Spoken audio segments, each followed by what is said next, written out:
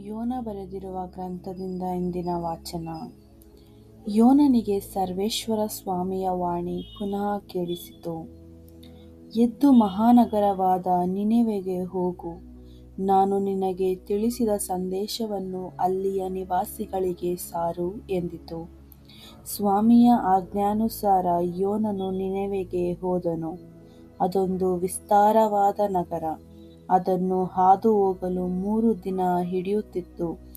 ನಗರವನ್ನು ಪ್ರವೇಶಿಸಿ 1 ದಿನದ ಪ್ರಯಾಣ ಮಾಡಿದ ನಂತರ ಯೋನನು ಸ್ವಾಮಿಯ ಸಂದೇಶವನ್ನು ಸಾರುತ್ತಾ, ಜನರೇ ಕೇಳಿ, ನಿಮ್ಮ ನಗರ 40 ದಿನಗಳಲ್ಲಿ ನಾಶವಾಗುವುದು ಎಂದನು.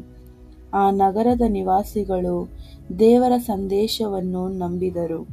ಪ್ರತಿಯೊಬ್ಬನೂ ಉಪವಾಸ ಕೈಗೊಳ್ಳಬೇಕೆಂದು ನಿರ್ಧರಿಸಿದರು.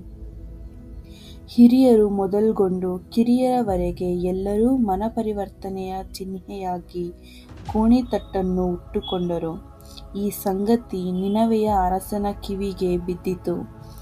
ಅವನು ಸಿಂಹಾಸನದಿಂದ ಇಳಿದು ತನ್ನ ರಾಜವಸ್ತ್ರವನ್ನು ತೆಗೆದುಬಿಟ್ಟು ಗೋಣಿತಟ್ಟನ್ನು ಉಟ್ಟುಕೊಂಡು ಬೂದಿಯಲ್ಲಿ ಕುಳಿತುಕೊಂಡನು. ಕೂಡಲೇ ತನ್ನ ಪ್ರಜೆಗಳಿಗೆ ಈ ರಾಜಾಜ್ಞೆಯನ್ನು ನಿನೆವೆಯಲ್ಲಿ ಹೊರಡಿಸಿದನು. ಅರಸನ ಹಾಗೂ ಆತನ ಆಪ್ತ ಪ್ರಮುಖರ ಆಜ್ಞೆ ಇದು. ಜನರಾಗಲಿ, ದನಕರುಗಳಾಗಲಿ, ಕುರಿ ಮೇಕೆಗಳಾಗಲಿ ಯಾರೂ ಏನನ್ನೂ ತಿನ್ನಬಾರದು, ಕುಡಿಯಲೂ ಬಾರದು. ಎಲ್ಲ ಜನರು ಗೋಣಿತಟ್ಟನ್ನು ಉಟ್ಟುಕೊಳ್ಳಬೇಕು, ಪ್ರಾಣಿಗಳಿಗೂ ಹೊದಿಸಬೇಕು. ದೇವರನ್ನು ಶ್ರದ್ಧೆಯಿಂದ ಪ್ರಾರ್ಥಿಸಬೇಕು. ಎಲ್ಲರೂ ದೌರ್ಜನ್ಯವನ್ನು ತ್ಯಜಿಸಿ ಹಿಂಸಾಚಾರವನ್ನು ಕೈಬಿಡಬೇಕು.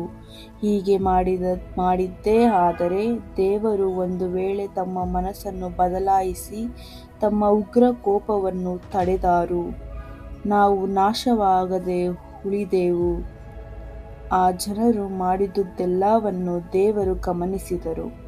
ತಮ್ಮ ದುರ್ನಡತೆಯನ್ನು ಜನರು ಕೈಬಿಟ್ಟದ್ದನ್ನು ಕಂಡು ಮನಮರುಗಿ ಅವರಿಗೆ ವಿಧಿಸಬೇಕೆಂದಿದ್ದ ಶಿಕ್ಷೆಯನ್ನು ತಡೆಹಿಡಿದರು.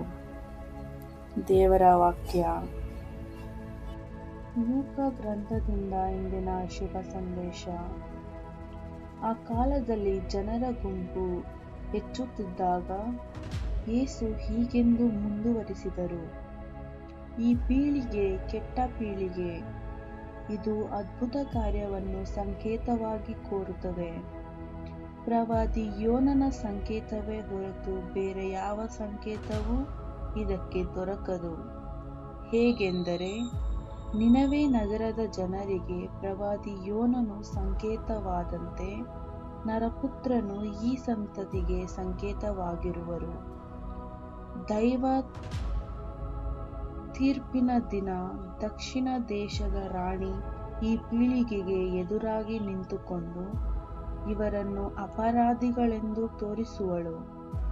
ಆಕೆ ಸೊಲೊಮೋನನ ಜ್ಞಾನೋಕ್ತಿಗಳನ್ನು ಕೇಳುವುದಕ್ಕಾಗಿ ದೇಶದ ಕಟ್ಟಕಡೆಯಿಂದ ಬಂದಳು.